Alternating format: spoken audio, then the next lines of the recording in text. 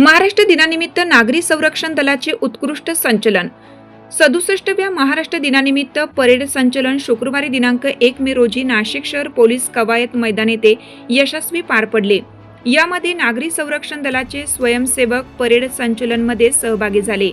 या प्रसंगी platoon commander म्हणून मनोहर जगताप, विभागीय क्षेत्ररक्षक पंचवटी आणि सुपर नंबरी मंगला काकड, विभागीय क्षेत्ररक्षक भद्रकाली यांनी नेतृत्व केलं. यामध्ये नागरी संरक्षण दलाच्या एकूण 42 स्वयंसेवक यांनी सहभाग घेतला. परेड संचलन नंतर नागरी संरक्षण उपनियंत्रक देवेंद्र बावस्कर यांच्या हस्ते मनोहर जगताप यांना उत्कृष्ट प्लाटून कमांडर तर मंगला काकड यांचा सुपर नंबरी म्हणून प्रमाणपत्र देत सन्मानित करून सर्व स्वयंसेवक यांना सहभाग प्रमाणपत्र प्रदान करत उपस्थित सर्व मानसेवी अधिकारी आणि स्वयंसेवक यांना मार्गदर्शन केलं.